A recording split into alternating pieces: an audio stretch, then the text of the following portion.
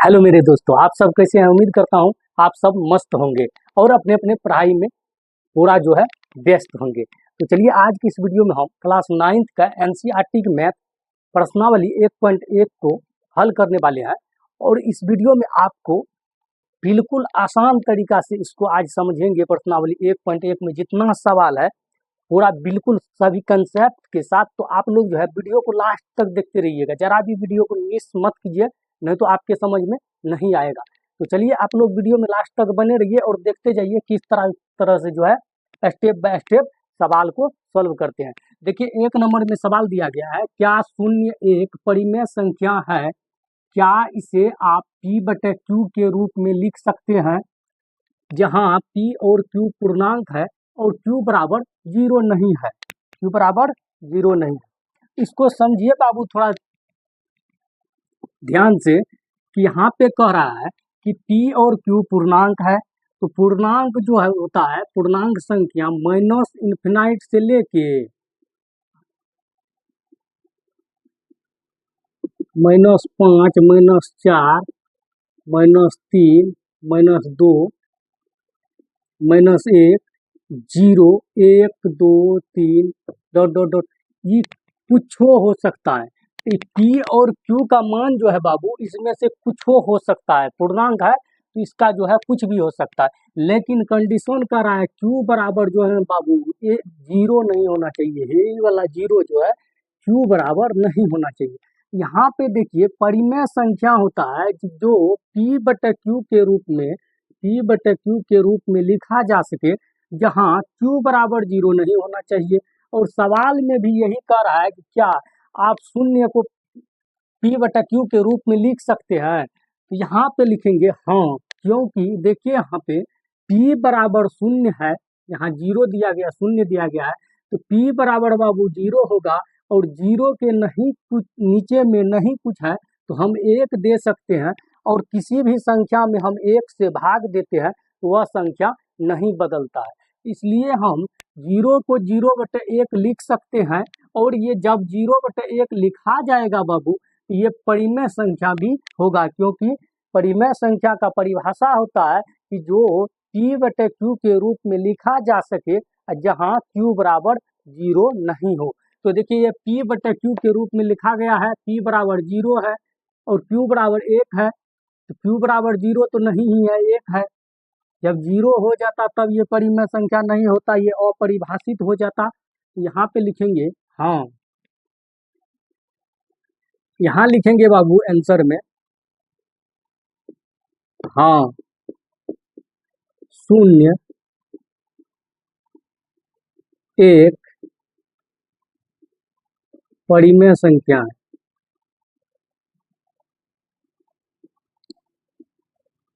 संख्या है। इसे हम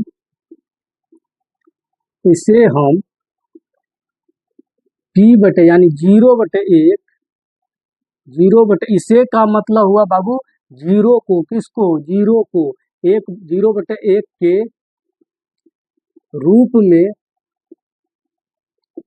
में लिख सकते हैं, लिख सकते हैं, सकते हैं। यही हो गया इसका आंसर। सवाल नंबर 2 देखिए, कह रहा है 3 और 4 के बीच में 6 परिमेय संख्या निकालना है। ये दो संख्या दी गई है और इसके बीच में हमको परिमेय संख्या ज्ञात करना है।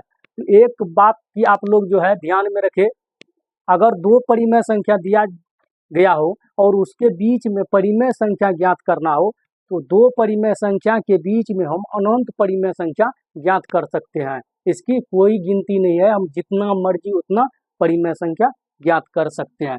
तो देखिए यहाँ पे कह रहा है 3 और 4 के बीच में 6 परिमेय संख्या निकालना है। तो सबसे पहले यहाँ पे हम 3 को इधर लिखेंगे और 4 को यहाँ लिखेंगे, और दोनों को हमको परिमेय संख्या बनाना है। तो दोनों के नीचे में हम 1 लगा देंगे। 1 लगाने से संख्या का मान नहीं बदलता है, यानी 1 से भाग देने पर किसी भी संख्या का वैल्यू नहीं बदलता है। 1 से 3 में भाग देंगे तो 3 ही होगा, और 1 से 4 में भाग देंगे तो 4 ही होगा। अब क्या करेंगे, दोनों के को ऊपर नीचा 6 परिमेय संख्या पूछा जा रहा है, इससे एक बढ़ा के बाबू यानी 7 से ऊपर नीचा गुना कर देंगे।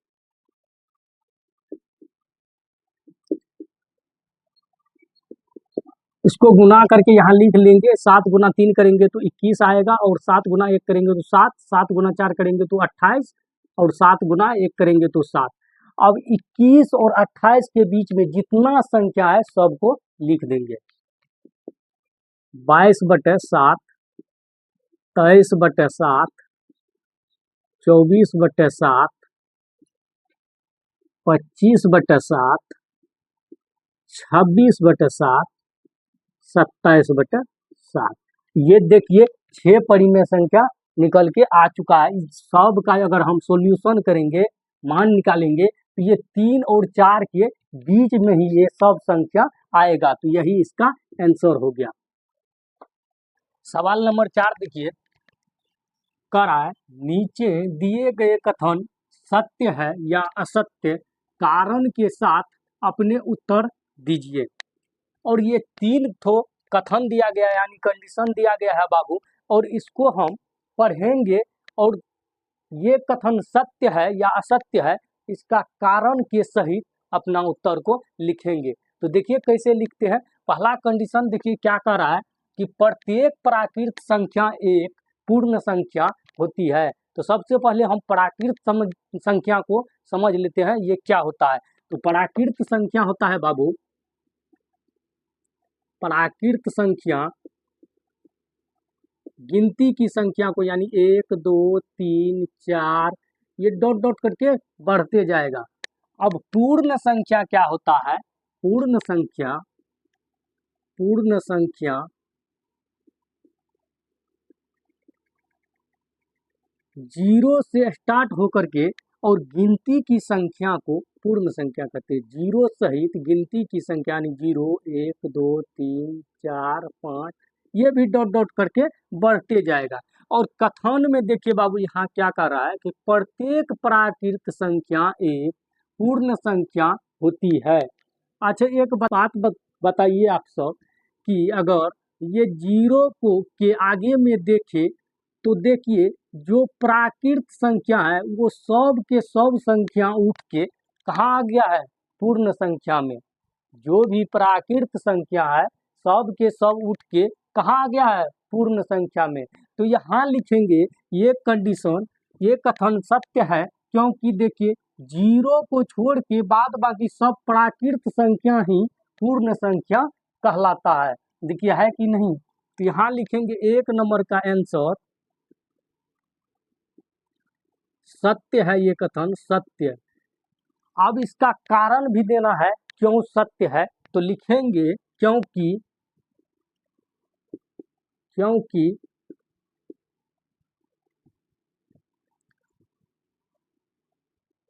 शून्य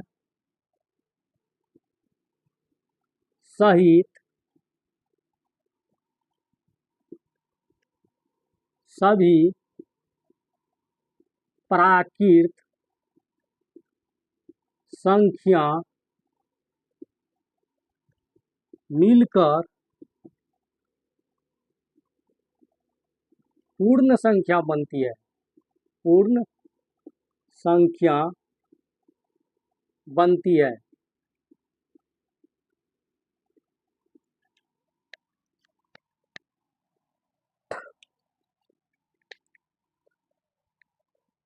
अब दूसरा कथन पढ़िए क्या कर रहा है, कह रहा है प्रत्येक पूर्णांक एक पूर्ण संख्या होती है। इसमें पूर्णांक आ गया, तो अब पूर्णांक को भी हम लोग समझ लेंगे कि पूर्णांक क्या होता है। तो देखिए पूर्णांक जो है बाबू यहाँ लिख रहे हैं, पूर्णांक माइनस वाला संख्या जितना है सब, प्लस वाला संख्या जितना है सब, जीरो सहित यानी ये तीनों, यानी माइनस डॉट डॉट डॉट इधर बढ़ते जाएगा। माइनस मान के चलिए 2 -1 0 1 2 3 ये भी डॉट डॉट करके बढ़ते जाएगा। यानी माइनस में भी संख्या अनंत तक जाएगा और प्लस में भी संख्या अनंत में जाएगा और बीच में जीरो भी होगा, तो ये सभी संख्याएं क्या होगा, पूर्णांक कहलाएगा। यानी इसका परिभाषा होता है बाबू कि शून्य सहित धनात्मक एवं ऋणात्मक संख्याओं को हम पूर्णांक संख्या कहते हैं। तो देखिए यहाँ पूर्णांक समझ गए आप लोग कि माइनस वाला संख्या और प्लस वाला संख्या बीच में जीरो भी आता है, यानी कि ये सब पूर्णांक कहलाता है। कह रहा है प्रत्येक पूर्णांक एक परिमेय संख्या नहीं पूर्ण संख्या होती है। तो देखिए प्रत्येक पूर्णांक क्या एक पूर्ण संख्या हो सकता है। देखिए अगर हम पूर्ण संख्या को उठा के यहाँ से इस सब को यहाँ रख दे तो ये जीरो से आगे जितना पूर्णांक संख्या है सब के सब क्या है, पूर्ण संख्या है। जीरो से आगे सब के सब क्या है, पूर्ण संख्या है। लेकिन जीरो से इधर जो है बाबू बाईं तरफ है माइनस वाला संख्या, क्या ये संख्या पूर्णांक संख्या में आता है, पूर्ण संख्या में आता है। ये पूर्णांक जो है जीरो से पीछे वाला यानी माइनस में ये पूर्ण संख्या में आता है, नहीं आता है। तो ये हो जाएगा कथन असत्य। 2 नंबर का आंसर हो जाएगा असत्य, क्योंकि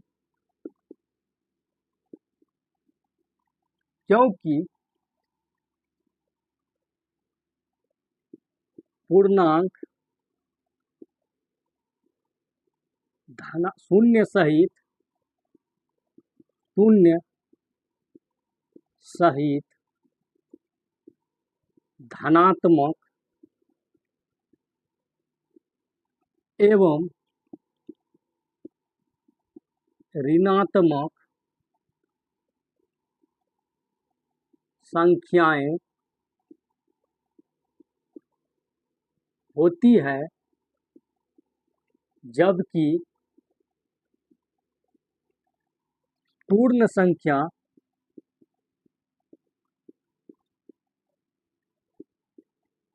शून्य और केवल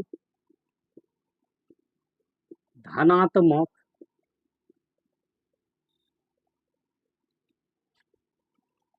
संख्या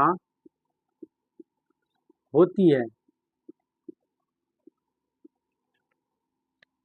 ये कथन असत्य है, क्योंकि पूर्णांक शून्य सहित धनात्मक एवं ऋणात्मक दोनों संख्या होती है, लेकिन पूर्ण संख्या शून्य सहित केवल धनात्मक संख्या ही आएगा। देख लीजिए शून्य सहित केवल धनात्मक में संख्या रहेगा, तभी हम कह सकते हैं कि ये पूर्ण संख्या है, नहीं तो हम नहीं कहेंगे। अब 3 नंबर देखिए कथन क्या कह रहा है इसमें, प्रत्येक परिमेय संख्या एक पूर्ण संख्या होती है।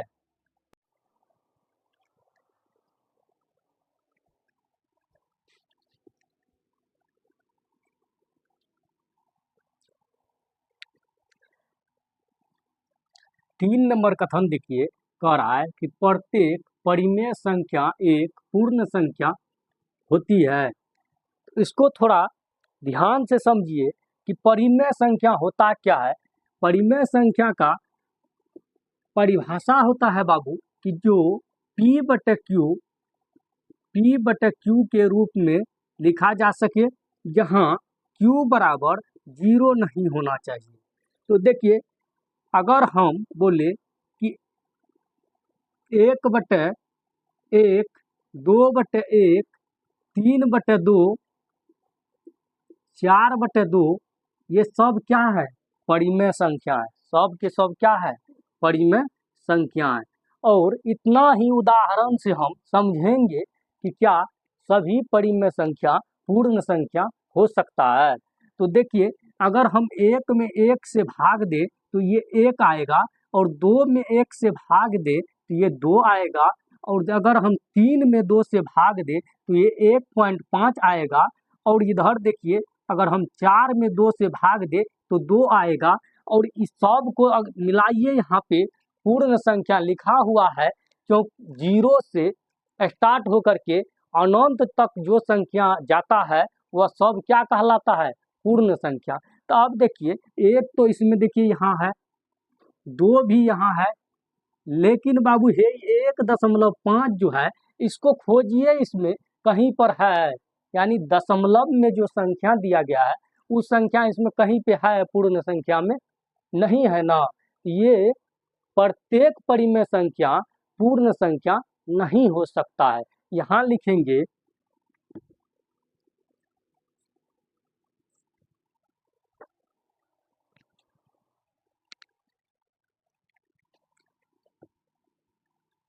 यहाँ लिखेंगे असत्य,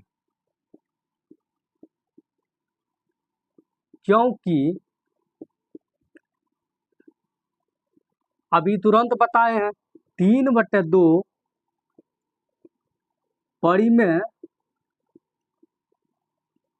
संख्या है, लेकिन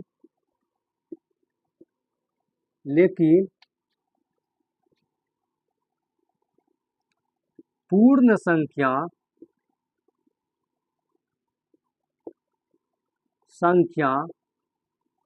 नहीं है, नहीं। तो दोस्तों उम्मीद करता हूँ आज का यह वीडियो आप सबको अच्छा लगा होगा। आप लोग बहुत बढ़िया से सीख चुके होंगे प्रश्नावली 1.1 को हल करने के लिए। अगर इसी तरह का नए नए वीडियो आप सबों को चाहिए तो आप लोग जो है कमेंट कीजिए, वीडियो कैसा लगा, आप सब समझ रहे हैं वीडियो में कि नहीं समझ रहे हैं, कमेंट में बताइए।